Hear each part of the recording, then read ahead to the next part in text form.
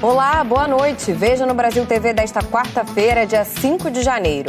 Os casos da Covid em Minas Gerais disparam e um levantamento da Secretaria de Saúde mostra que a variante Ômicron já é responsável pela maioria das infecções no estado. São Paulo começa a aplicar testes de Covid e de influenza em pessoas com sintomas gripais. Aumenta o número de cidades em situação de emergência e de famílias afetadas pelas chuvas na Bahia. E ainda começa a temporada de descontos nas lojas para liquidar o estoque que sobrou do fim de ano. Agora no Brasil TV.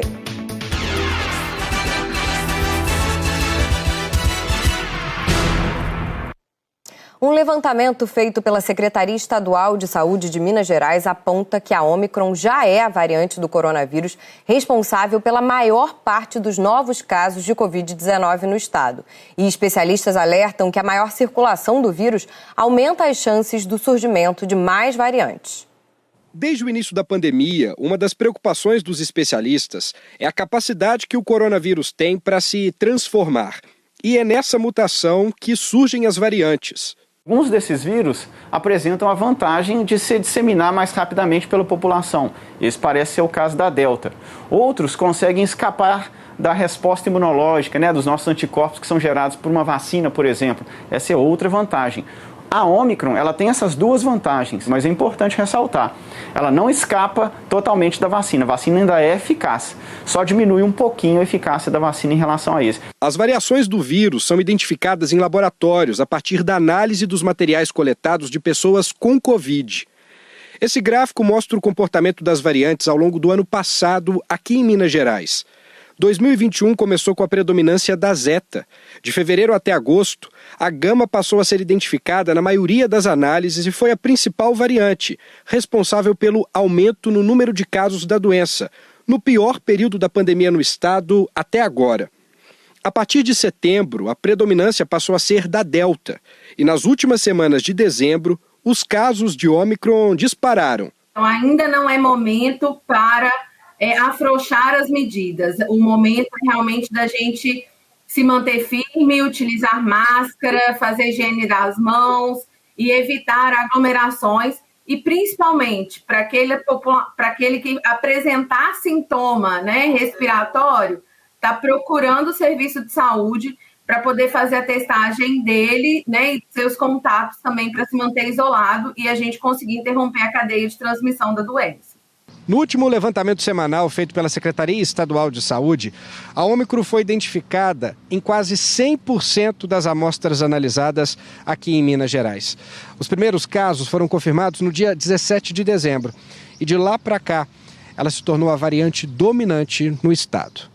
A Secretaria de Saúde de Minas Gerais confirmou a transmissão comunitária da variante. Quando a Ômicron surgiu, os primeiros casos no Brasil eram casos que a gente chamava de importados.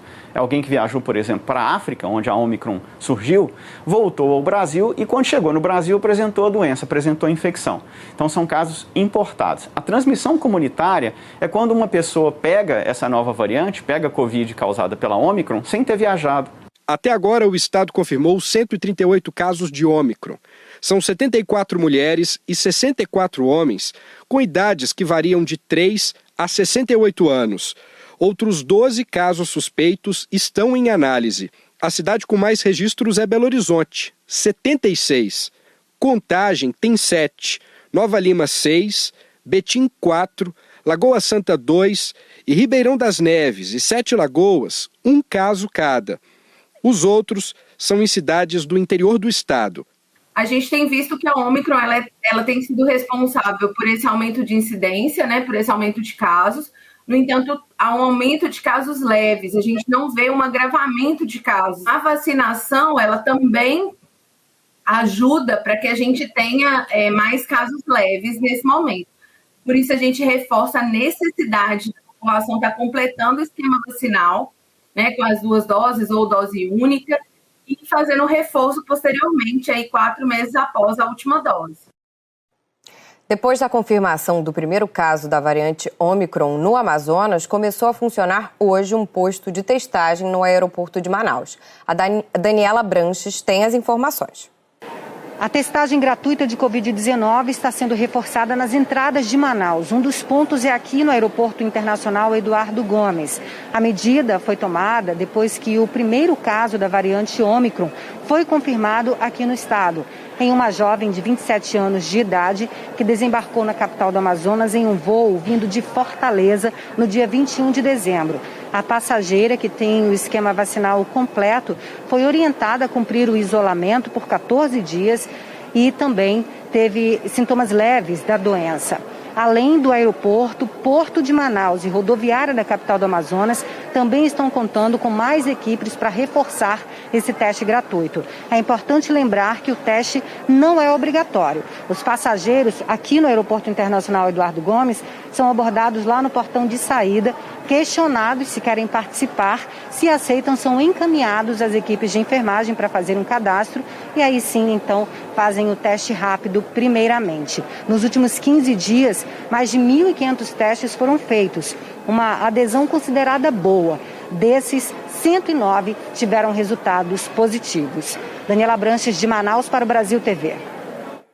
A procura por testes aumentou muito também no Rio Grande do Norte e no Ceará. Ainda pela manhã, Roberto tentou fazer um exame de Covid neste centro de testagem em Fortaleza, mas ele tomou um susto. A senha é 89 só na parte da tarde, então muita gente procurando, eu achei que ia estar mais tranquilo. A procura por testes de Covid em Fortaleza aumentou quase 19% entre novembro e dezembro do ano passado. E o número de casos confirmados da doença também. Neste centro de testagem, um dos 5 que existem na capital, a taxa de positividade passou de menos de 2% em novembro para quase 15% no fim de dezembro. A Amanda descobriu que o que ela pensava ser uma gripe era Covid e está em isolamento. Não precisei ir ao médico, o máximo que eu fiz foi uma consulta online só para poder saber realmente qual tipo de medicamento eu precisava tomar durante esses dias e tudo mais, mas nada que me assustasse de fato para precisar ir na emergência ou algo do tipo. Os especialistas confirmam que os casos de Covid têm sido mais leves. Mesmo assim, em Fortaleza, a internação de pacientes com a doença em enfermarias aumentou 76% na última semana de dezembro. A situação preocupa porque agora os casos de Covid se somam aos de gripe, que tem crescido de forma acelerada e também tem feito muitos pacientes precisarem de internação. Este hospital aqui de Fortaleza voltou a cancelar as cirurgias agendadas, como já fez em outros momentos da pandemia, para reservar os leitos aos pacientes com síndromes gripais, por Covid e agora também por influenza. Relativo à Covid, à Ômicron, né? A gente vem percebendo que houve também um aumento, mas a gente não pode ainda caracterizar isso como uma terceira onda. A gente ainda não tem dados epidemiológicos seguros que a gente possa caracterizar isso como uma terceira onda. Mas no caso da influenza, com certeza a gente pode afirmar que a gente está num quadro epidêmico de gripe por influenza. Em Natal, hoje começou a funcionar o segundo centro de enfrentamento à gripe. O espaço foi montado para atender pessoas com síndromes gripais e para evitar que as UPAs fiquem lotadas, como já acontece em Mossoró. Na segunda maior cidade do Rio Grande do Norte, esta unidade de pronto atendimento, referência no tratamento de Covid, está cheia. Aqui o número de pessoas atendidas por dia, que era de 150, triplicou. Para prevenir todos os tipos de síndromes gripais, os especialistas lembram que é preciso continuar com os cuidados, usar máscara, lavar as mãos, evitar aglomeração. E a vacinação é fundamental. As vacinas são decisivas. Quanto mais nós vacinarmos, a tendência natural é que menos casos graves nós teremos, e isso é fundamental. São Paulo começou a fazer a testagem dupla nas unidades de saúde da cidade. As pessoas que apresentarem sintomas gripais vão realizar testes para saber se estão com Covid ou com influenza. 2 vírus altamente transmissíveis circulando ao mesmo tempo e com sintomas muito parecidos. Na cidade de São Paulo, em média, 20 mil pessoas com síndrome gripal são atendidas todos os dias.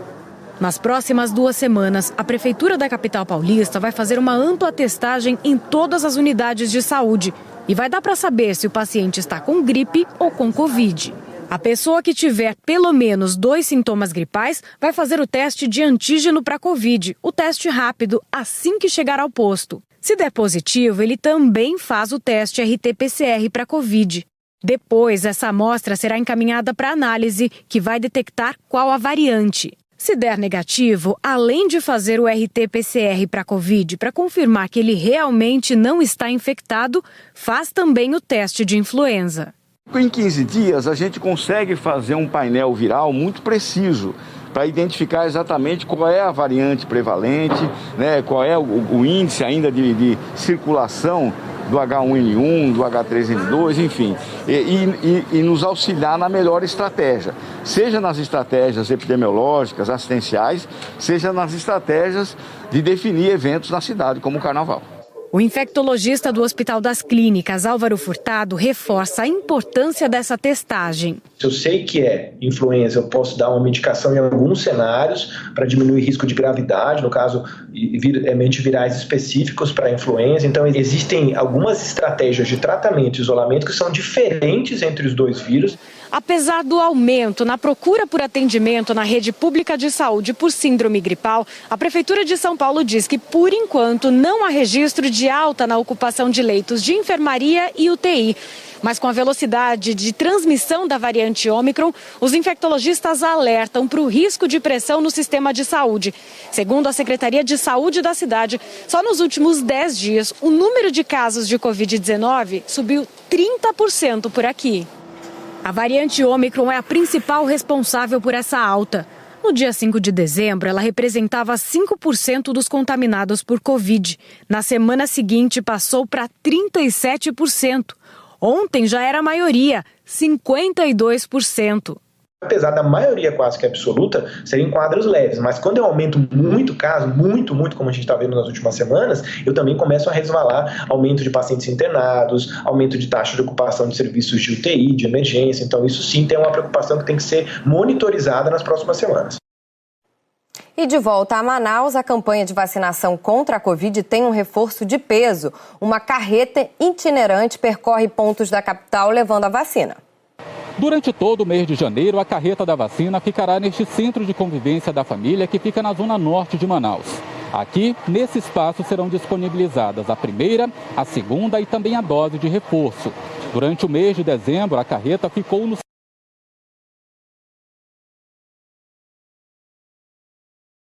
Ainda anunciou hoje o cancelamento do carnaval deste ano por causa do aumento de casos de gripe e da Covid. A Luna Markman tem as informações. O cancelamento do Carnaval de Olinda foi anunciado hoje pela manhã na sede da Prefeitura. De acordo com a Secretaria Municipal de Saúde, a decisão foi tomada por causa do aumento dos casos de influenza da H3N2 e também dos casos de Covid pelo mundo, especialmente da variante Ômicron. É que o município recebe muitos visitantes de fora, especialmente de países como Alemanha, França, Suíça e Itália.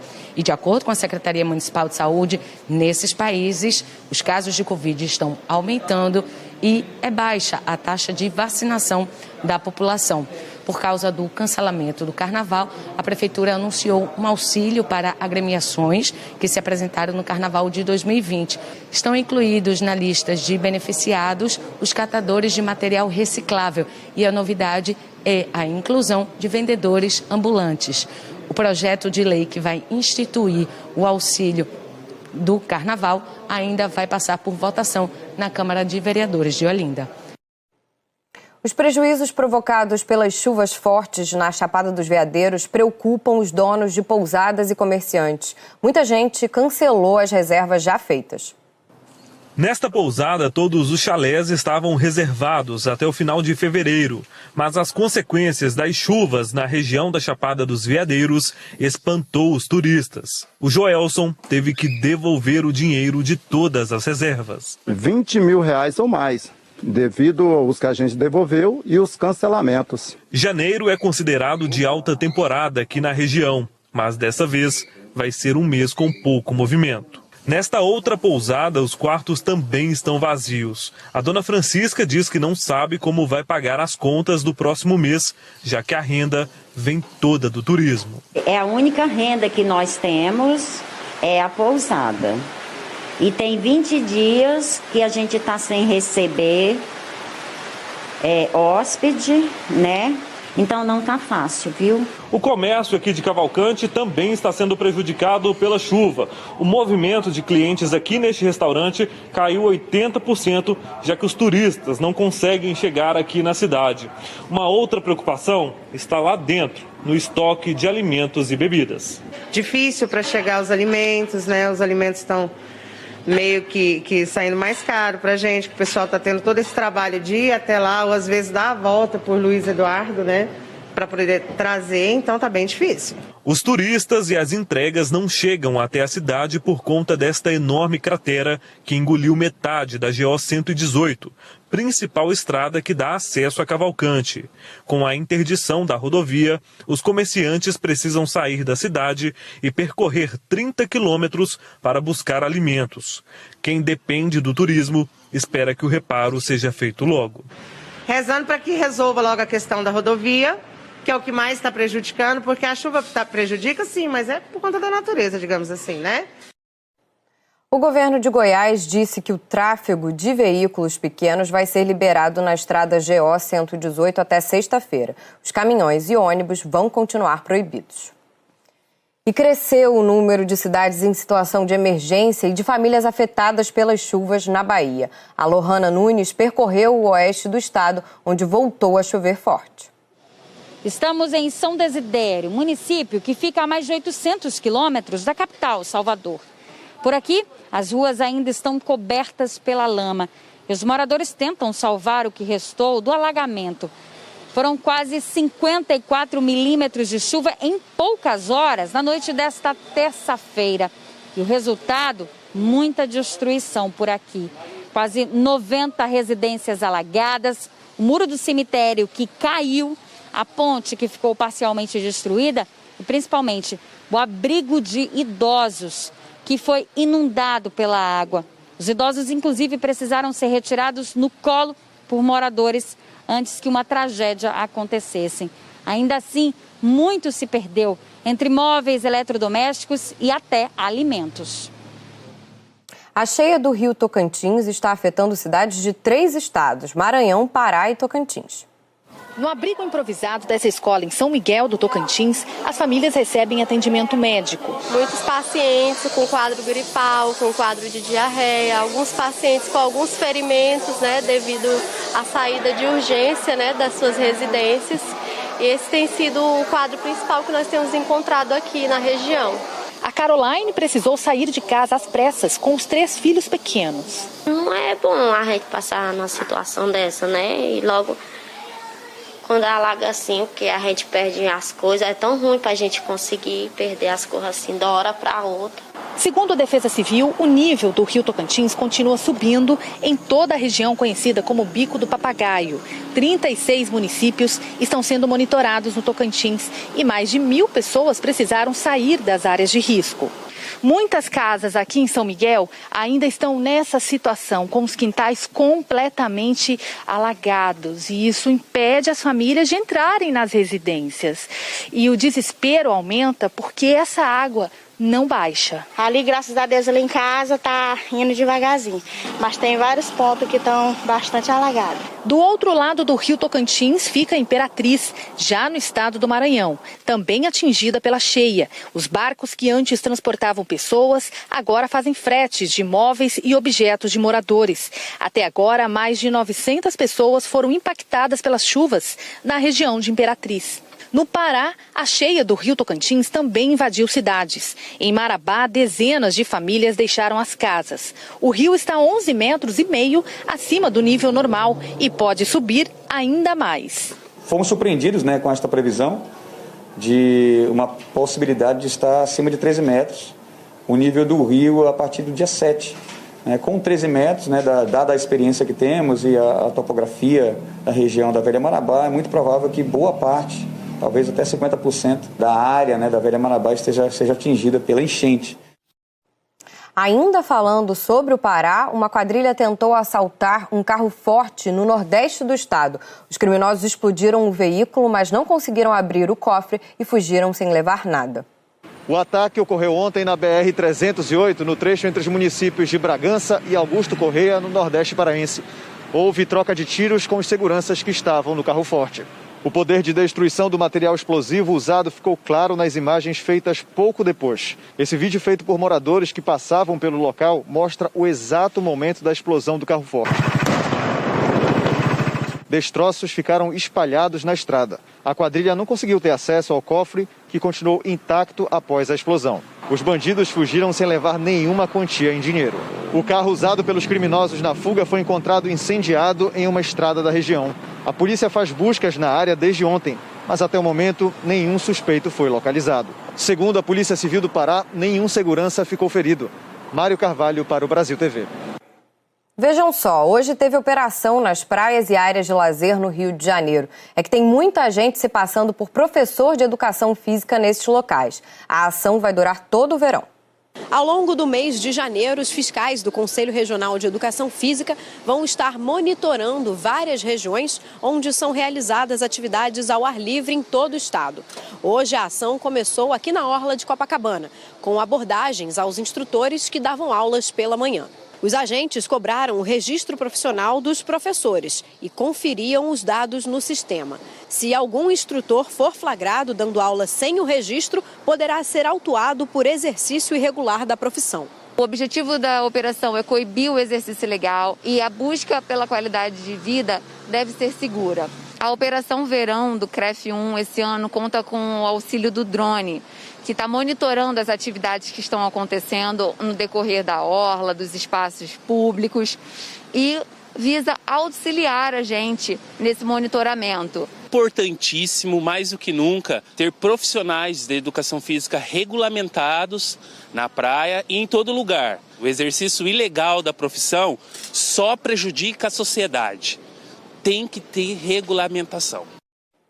A seguir, artesãos da Ilha Comprida no litoral paulista ganham um novo espaço para o comércio, a Vila do Artesanato.